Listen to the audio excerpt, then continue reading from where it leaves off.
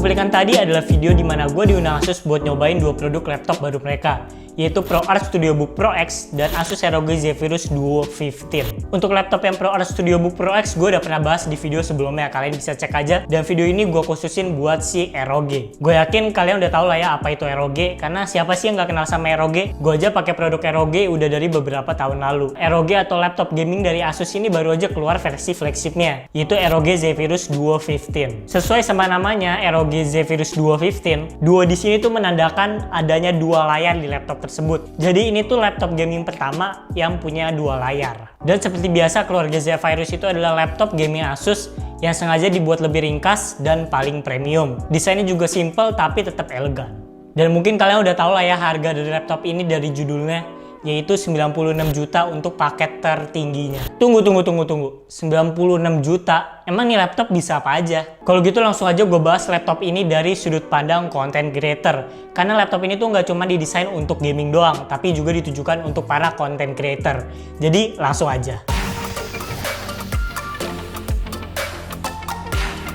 Ini itu laptop gaming pertama di dunia yang punya dua layar yang disebut dengan teknologi ScreenPad Plus. Emang dua layar buat apaan sih? Gue sendiri nih dulu cuma pakai satu layar buat laptop gue. Tapi setelah gue colokin monitor eksternal ke laptop gue udah nggak mau lepas lagi. Kalau bisa nambah malah. Karena kalau kalian udah cobain pakai dua layar, bakal berasa banget kalau layar kedua itu sangat ngebantu banget dan buat kerjaan kalian makin efektif. Dan layar keduanya itu udah 4K 100% sRGB, dimana artinya warnanya itu akurat. Dan yang bikin gue amazed itu saat kalian buka laptopnya, layarnya itu keangkat 13 derajat. Asus ngedesain supaya mekanisme layarnya bisa kebuka itu bukan cuman buat keren-kerenan doang, tapi ada fungsi lainnya juga. Pertama, pasti pendinginan dari laptop ini makin bagus karena ada ruang kosong supaya udaranya bisa ngalir ke dalam fan-nya. Ini juga pengaruh ke suara fan-nya biar gak berisik. Dan yang kedua, kita udah pasti lebih nyaman lihat layarnya, karena pas layarnya keangkat, otomatis kita semakin tegak lurus sama layarnya. Menurut gua, punya dua layar di laptop itu sangat ngebantu banget. Contohnya kalian bisa multitasking. Kalian bisa buka 3 aplikasi sekaligus di layar keduanya. Buat gue yang suka ngedit di Premiere Pro,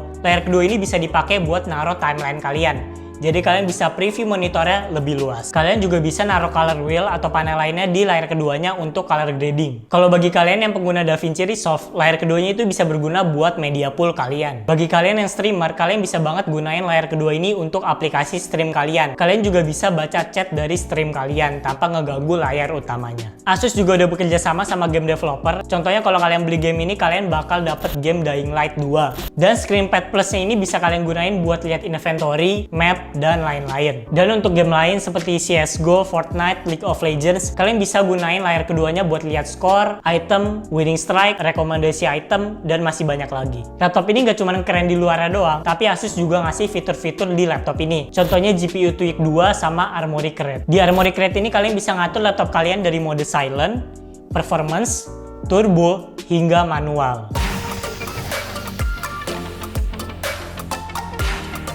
Ngomongin laptop gaming, pasti kita harus bahas yang namanya performance. Laptop ini udah menggunakan prosesor Intel i9 Gen 10, dimana Gen 10 ini adalah generasi terbaru dari Intel. Prosesornya juga udah cakep banget karena udah menggunakan 8 core dan 16 thread. Dimana untuk content creator bagi gua ini berguna banget buat multitasking. Misalnya kalian mau buka Premiere Pro, After Effects, Photoshop, dan aplikasi lainnya secara bersamaan. Habis itu kenapa harus Intel? Karena di Intel itu ada yang namanya fitur Quick Sync, dimana Quick Sync ini bakal ngebantu banget bagi kalian pengguna Adobe. Untuk VGA-nya laptop ini menggunakan RTX 2080 Super. Ini tuh overkill banget. Kalau buat game ya kalian gak usah tanyain lagi, gue yakin bakal rata kanan. Kalau untuk gue sih VGA sepowerful ini bakal ngebantu banget bagi kalian yang suka main 3D, visual effects, dan lain-lain yang berat-berat. Ada juga fitur yang namanya real time ray tracing, dimana bagi gue ini bakal berguna banget untuk proses rendering. Dan gue langsung nyobain. Pertama gue tuh render file Full HD 2 menit dan waktu yang dibutuhin cuma 20 detikan doang. Dan selanjutnya gue beneran render untuk jadi file video Full HD 7 menit cuman butuh waktu 3 menit. Lu bayangin video 7 menit rendernya 3 menit. Di laptop gue sekarang aja bisa sampai 10 menit dan itu menurut gue udah cepet. Ini file 7 menit cuman 3 menit tuh udah cepet banget. Dan untuk render file video 4K 7 menit cuman butuh waktu nggak sampai 8 menit. Render file 4K 7 menit cuma 8 menit itu udah cepet banget. Lanjut untuk yang gak kalah penting menurut gua, dan kalau gue beli laptop gue bakal pertimbangin ini juga, yaitu storage-nya. Storage-nya udah menggunakan 2 TB SSD. Ini SSD ya, bukan HDD atau hard disk yang lebih lama dari SSD dan harganya jauh lebih murah. Storage yang cepat fungsinya buat apa sih? Storage ini bakal ngaruh banget kalau kalian lagi boot up Windows atau buka aplikasi. Ini nih contohnya.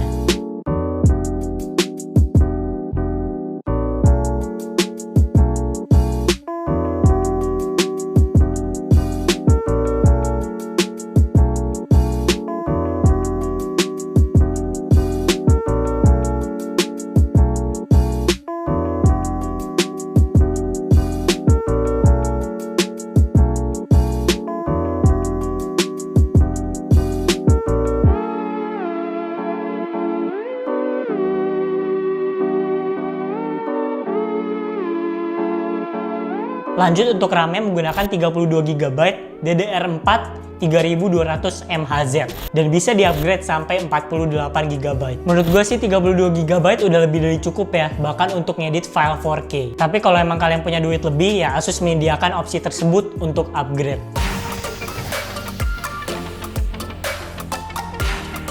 Laptop ROG Zephyrus ini emang laptop gaming yang didesain Asus untuk tetap ringkas. Desainnya menurut gua futuristik banget tapi nggak lebay juga. Dan menurut gua layar yang keangkat itu bikin desainnya makin tambah cakep. Untuk keyboardnya sesuai dengan khas ROG, yaitu udah menggunakan RGB backlit per key-nya. Kemudian touchpad-nya juga udah keren banget. Kalian cuma perlu pencet doang untuk ngubah jadi numpad. Untuk cooling system-nya udah pasti lebih baik karena layar yang keangkat itu bisa ngasih tambahan 30% aliran udara. Asus juga udah bekerja sama dengan Thermal Grizzly untuk sistem pendinginannya, dimana sebelumnya itu menggunakan thermal paste dan ini udah menggunakan liquid metal compound yang dapat ningkatin performa pendinginannya sebesar 10%. Kalau untuk layarnya, layar utamanya itu 15,6 inch, udah 4K, IPS dan Pantone validated. Kemudian untuk layar kedua atau ScreenPad Plus-nya itu 14,1 inch, 4K dan touchscreen. Panel IPS yang dikasih Asus ini udah wajib banget sih supaya kalian bisa tetap ngelihat jelas layarnya walaupun dilihat dari sudut yang ekstrim. Kemudian Pantone validated ini berguna banget bagi gua untuk color grading ataupun mau cetak foto supaya warnanya nggak meleset. Pantone validated ini artinya warnanya akurat karena layarnya udah dikalibrasi sebelumnya.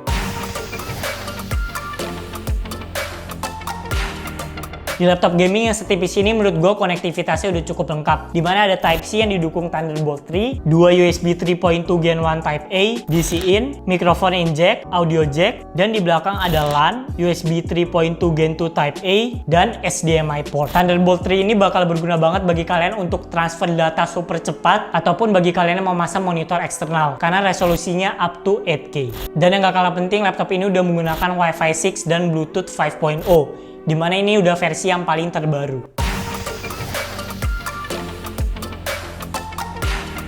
Setelah gue bahas panjang lebar tentang laptop ini, sekarang gue mau nunjukin kalian benchmarknya nih. Dari yang pertama ada prosesor performance dari single core dan multi core-nya. Dan ini hasil untuk game rendering performance-nya.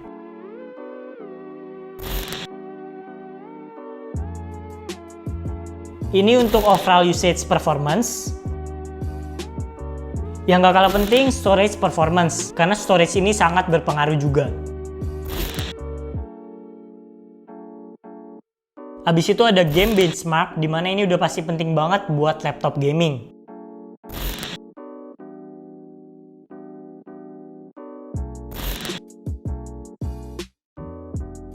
Dan yang terakhir battery life performance-nya dari kondisi penuh hingga 3%, brightness 50%, ScreenPad Plus aktif, battery saving mode aktif, dan Wi-Fi aktif. Battery life-nya menurut gue udah sangat bagus sih untuk laptop gaming, karena laptop gaming udah pasti butuh tenaga yang besar. Menurut gue laptop ini sih udah idaman gue banget. Tapi ada sih satu yang bikin gue gatel, yaitu nggak ada port SD card. Tapi ini sih bisa dengan mudah diatasin dengan menggunakan card reader. Tapi ya tetap sayang aja gitu. Tapi laptop ini emang beneran tipis sih, beratnya nggak sampai 2,5 kg. Dan gue juga sempet coba buat angkat dan menurut gue ini masih tergolong ringan untuk sebuah laptop gaming.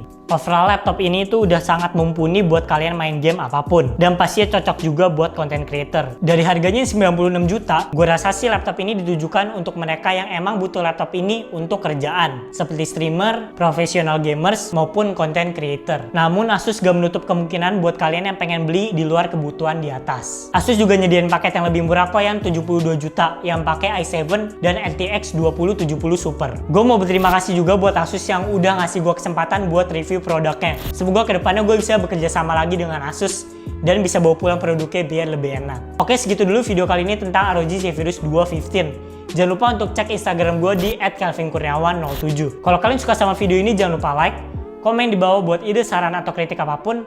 Dan juga jangan lupa untuk subscribe biar kalian gak ketinggalan kalau gue upload video baru.